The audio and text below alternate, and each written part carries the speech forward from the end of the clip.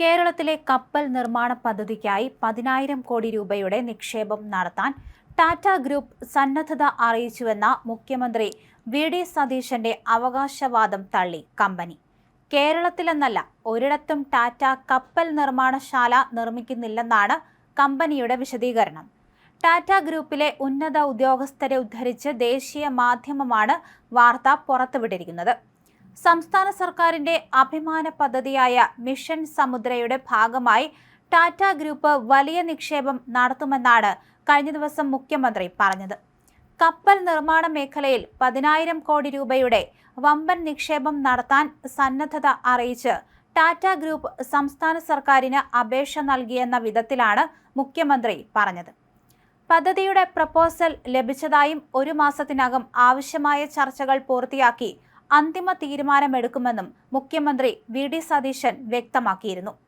വിഴിഞ്ഞം അന്താരാഷ്ട്ര തുറമുഖത്തിന്റെ വലിയ സാധ്യതകൾ പ്രയോജനപ്പെടുത്തി മിഷൻ സമുദ്ര പദ്ധതിയുടെ ഭാഗമായിട്ടാണ് ഈ തന്ത്രപ്രധാന നീക്കമെന്നും ബ്ലൂംബർഗിന് നൽകിയ പ്രത്യേക അഭിമുഖത്തിൽ മുഖ്യമന്ത്രി പറഞ്ഞിരുന്നു.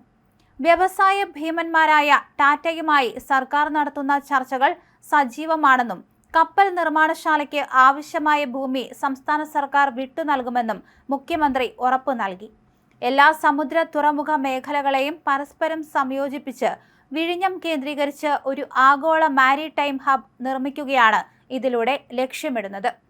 ഇന്ത്യയിലെ ആഭ്യന്തര കപ്പൽ നിർമ്മാണ ശേഷി അതിവേഗം വർദ്ധിപ്പിക്കാനും ആഗോള സമുദ്ര വ്യാപാരത്തിൽ രാജ്യത്തിന്റെ സ്വാധീനം ഉറപ്പിക്കാനും കേന്ദ്ര സംസ്ഥാന സർക്കാരുകൾ ശ്രമിക്കുന്ന ഈ ഘട്ടത്തിൽ ടാറ്റ ഗ്രൂപ്പ് കൂടി ഈ രംഗത്തേക്ക് വരുന്നതോടെ കേരളത്തിന്റെ സാമ്പത്തിക അടിത്തറ പൂർണ്ണമായും മാറിമറിയുമെന്നാണ് വിലയിരുത്തൽ.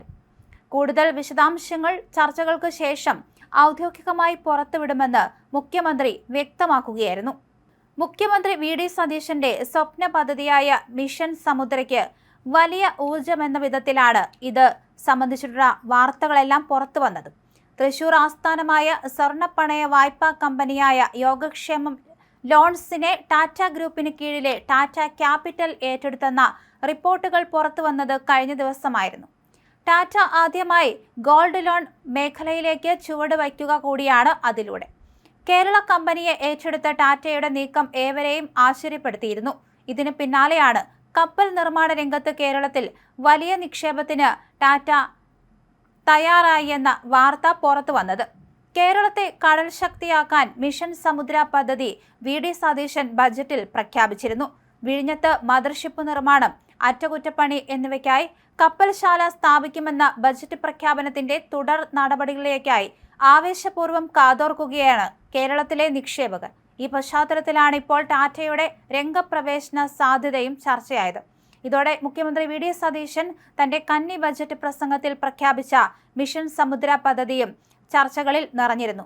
കേരളത്തിന്റെ ഏകദേശം 600 കിലോമീറ്റർ തീരപ്രദേശം, 2 രാജ്യാന്തര തുറമുഖങ്ങൾ, 1 കണ്ടെയ്നർ ട്രാൻസ്ഷിപ്മെന്റ് ടെർമിനൽ, 17 ചെറുകിട തുറമുഖങ്ങൾ, മറ്റ് നിരവധി ജലസ്രോതസ്സുകളും വിഭവങ്ങളും സംയോജിപ്പിച്ച് അടുത്ത 5 വർഷത്തിനുള്ളിൽ ആഗോള നാവിക ഭൂപടത്തിൽ സംസ്ഥാനത്തെ ഒരു ശക്തിയാക്കി ഉയർത്തുകയാണ് പദ്ധതിയുടെ ലക്ഷ്യമെന്ന് മുഖ്യമന്ത്രി വിശദീകരിച്ചിരുന്നു.